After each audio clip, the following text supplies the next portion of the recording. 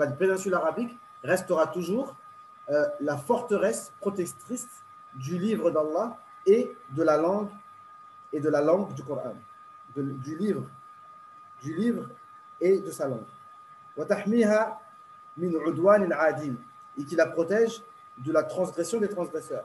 وَتَصُونُهَا مِنْ كَيْدِ الْكَائِدِينَ إِلَى أَنْ يَرِثَ اللَّهُ الْأَرْضَ وَمَنْ عَلَيْهَا, et qui la protégera de ceux qui complotent contre la langue arabe jusqu'à ce que Allah hérite la terre de ce qu'il y a dessus. Donc, je voudrais quand même faire une parenthèse par rapport à l'actualité. Voilà, c'est la main droite. Hein. Je ne sais pas si c'est à l'envers, mais en fait, ça m'a dit on boit de la main droite. Donc, il y a quand même une parenthèse que je vais faire par rapport à l'actualité. Franchement, je n'ai même pas eu le temps de suivre. On a tous vu la vidéo du jeune homme qui insulte, voilà, qui a tenu des propos racistes, etc. J'avais fait une vidéo justement en arabe sous-titrée en français par rapport à ce point-là. Donc malheureusement, de temps à autre, il y a des sujets comme ça qui ressortent. Donc on peut ressortir de nos cartons nos anciennes interventions. Mais moi, ce que je voulais dire, c'est que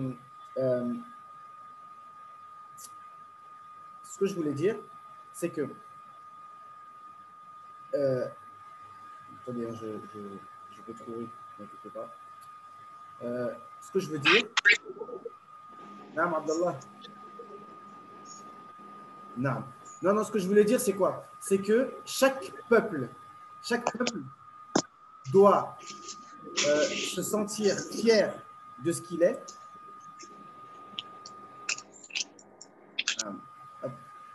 Chaque peuple doit se sentir fier de ce qu'il est et ne pas se victimiser. Moi, il y a quelque chose qui me dérange en tant que noir et qui devrait déranger tout le monde, c'est quand quelqu'un se dit « Ah, le pauvre, ses descendants étaient des esclaves, donc maintenant il est sensible, susceptible. Si quelqu'un me parle mal, tu vas dire « Ah, c'est parce que je suis noir que tu me dis ça. Ah, c'est parce que je suis noir que tu fais ça. » Ça, c'est des choses en fait que normalement, on ne devrait pas alimenter. D'accord? Et il faudrait aussi faire des rappels de l'histoire pour montrer que dans toutes les époques, en fait, comme on dit chez nous dans le langage de quartier, la roue tourne. D'accord? C'est-à-dire que Allah Azza wa Jal, avec une expression beaucoup plus religieuse, c'est que Allah fait tourner la roue. Allah dit wa tilkal ayyam nudawiluha bayna an-nas. Voici les jours que ça tourne, quoi. Un jour, Allah, il donne la puissance à qui il veut. Aujourd'hui, on va dire que c'est les Occidentaux, les Européens. Il fut un temps, peut-être que c'était les Berbères qui maîtrisaient le monde. Peut-être qu'il fut un temps, c'était les Mongols, les Asiatiques. Voilà. Allah, c'est lui le créateur et il donne la suprématie à qui il veut. Ça, c'est Allah qui donne. Et il faut savoir qu'il fut un temps, il y avait des Noirs qui avaient des Blancs comme esclaves. D'ailleurs, le mot esclave, vous savez, il y a les Slaves. En fait, c'était à la base des Européens du Nord qui étaient esclaves, notamment même chez les Noirs ou chez les Berbères, ou peu importe. Donc, l'image, en fait, que le Noir serait toujours l'esclave, parce que le jeune homme, il a dit oui, on vous prend comme esclave, etc. Mais ça, c'était peut-être dans un temps de l'histoire. Mais ça n'a pas toujours été comme ça. Il fut un temps, c'était les Noirs qui prenaient d'autres en esclaves. Et ça, de toute façon, ce n'est pas une fierté. Comme Allah Azza wa Jalla dit dans le Coran, quand Pharaon a dit à Moussa, lorsque Moussa est devenu prophète, il a dit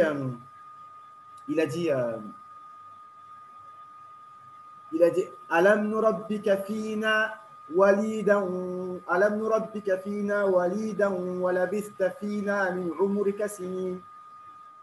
C'est pas toi qu'on a élevé tout petit. Tu étais tout petit, quand tu étais tout bébé, on t'a pris, on t'a élevé, et tu es resté parmi nous plusieurs années.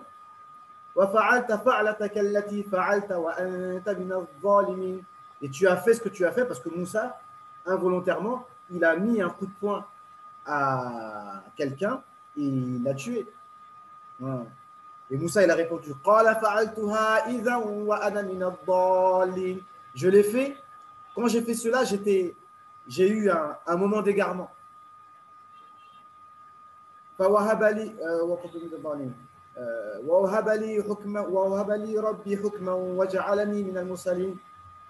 Et Allah, il m'a donné la sagesse, il m'a fait parmi les prophètes. وتلك نعمة تمنها علي أن عبدت بني إسرائيل. Et est-ce que c'est une fierté pour toi de dire que tu as rendu en esclavage les bénis Israël, les enfants d'Israël, les Juifs?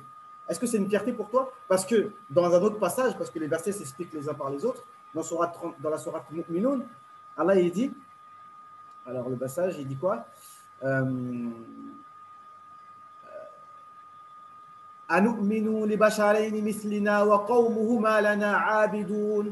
Est-ce qu'on va suivre deux hommes en parlant de Moussa et Haroun alors que leurs peuples sont nos esclaves? D'accord?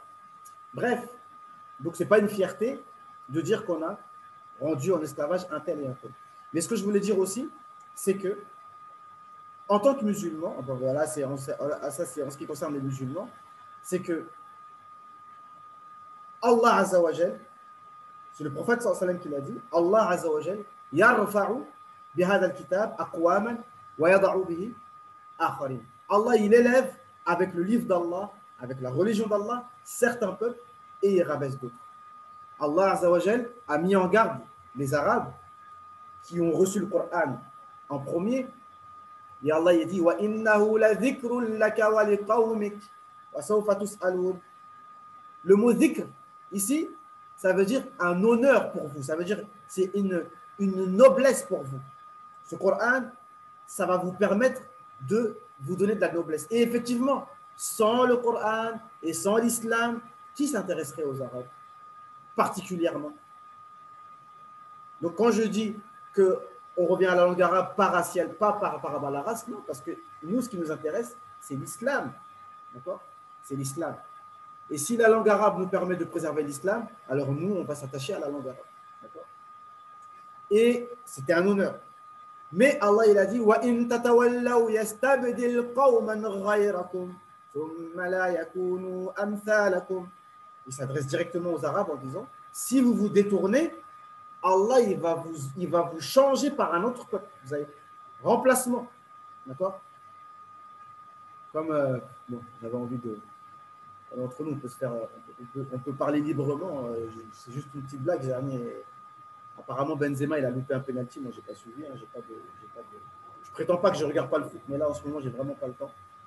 Parce qu'il paraît, il a raté le penalty, donc peut-être qu'il va se faire remplacer. Bref, tout ça pour dire que si tu n'es pas au niveau, changement, on te remplace. Donc, c'est tout. C'est ça qu'Allah Azza wa Jalla, il a dit. Il a dit, si vous vous détournez, il va changer avec un autre peuple et ils ne seront pas comme vous. Et c'est comme ça, comme je vous ai expliqué, Allah Azza wa Jalla, il donne l'étendard de l'islam. Ça peut être aux Africains, ça peut être aux Asiatiques, ça peut être aux Européens, mais notre honneur, c'est l'islam. Et Omar ibn Khattab, il a dit, nous sommes un peuple qui a été élevé par l'islam. Si on cherche à s'élever par autre que l'islam, Allah, il va nous rabaisser. نحن قوم أعزنا الله بالإسلام فمهما ابتغينا العزة في غيره أذلنا الله. Allah, il va nous rabaisser. Mais ce que je voulais dire, c'est qu'au lieu de pleurer, que ce soit nous les Noirs ou autres, ou nous même les Maghrébins, oh, ils sont trop méchants avec nous, soyez fiables, soyez utiles, soyez indispensables, soyez à la hauteur de défis de l'humanité et les gens n'auront aucun autre choix que de nous respecter. Le respect, ça ne se mendie pas. Oh, il faut nous respecter, vous avez dit les droits de l'homme, etc. Non, c'est pas comme ça. Il faut se faire respecter par nos actes. D'accord? Donc, s'il y a des gens qui pensent qu'ils sont mieux que les autres et oui, effectivement, c'est une réalité. Peut-être que des Maghrébins vont penser qu'ils comprendront toujours mieux l'islam qu'un converti comme nous. Ça existe, il y en a qui se plaignent de ça. Oui, le racisme envers les convertis. Parce qu'un Maghrébin, il va toujours penser, ah, mais toi, je vais t'expliquer, etc. Parce qu'il pense connaître mieux l'islam. Mais d'un côté, Moi j'ai envie de dire les choses clairement. Ce n'est pas parce que je suis en public, j'ai pas peur de dire quoi que ce soit. Mais au moins, les Maghrébins, ils ont gardé cette chose. C'est la langue arabe. Et surtout les Berbères. Les Berbères, ils sont tous bilingues. Il faut le savoir. Ils ne sont pas arabes. Mais ils ont gardé l'arabe parce qu'ils le voulaient. Et jamais ça a existé qu'ils traduisent le Coran en berbère ou en kabyle. En berbère. Parce qu'ils se considéraient dans leur identité comme arabes. Et un des livres de référence les plus étudiés de la langue arabe, c'est le livre de Ajurrumiya, de Ibn Ajurrum, qui était un berbère, et qui a écrit cette pitre de langue arabe devant la Kaaba. Il y a une baraka incroyable dedans, parce qu'ils ont tenu. Et pourquoi? Par amour de l'islam, c'est tout. Au service de l'islam, c'est tout. Donc nous, c'est ça qu'on doit comprendre. Donc les gens qui font des rejets, alors il y en a qui font des rejets de la langue arabe, parce qu'ils se disent, ah ouais, mais moi, je ne suis pas un arabe. Moi, je suis, par exemple, Soninke ou Bambara, ou moi, je suis un tel ou un tel, moi, je suis turc. Ça existe. Ça existe. Des gens qui disent, moi, je suis turc, je parle pas l'arabe. Moi, etc., etc. Mais ça, c'est un problème. Il faut faire la différence entre l'arabe en tant que nationalité et l'arabe en tant que, comme on vient de dire, la clé pour apprendre notre religion. Et que si on ne parle pas l'arabe dans notre vie quotidienne, parce que moi, c'est ça mon but. C'est pas seulement qu'on apprenne l'arabe. Tu fais des cours d'arabe pour apprendre. Non, qu'on puisse, au lieu que moi je fasse la conférence en français, que je la fasse en arabe. Certains vont me dire, ah, mais c'est impossible, on est en France. Mais vous savez,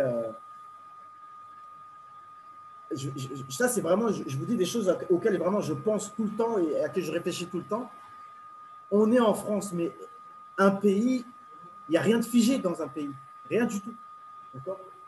Encore une fois, le Maghreb, ce n'était pas arabe, ni l'Égypte. Dans l'Égypte dans laquelle on vient pour apprendre l'arabe, ce n'était pas arabe à la base. Ils parlaient leur langue copte, etc. Donc ni le Maghreb, ni la Tunisie, et nous ces pays arabo-musulmans, ni l'Irak, ni l'Iran, c'était des Perses, ils avaient le perse.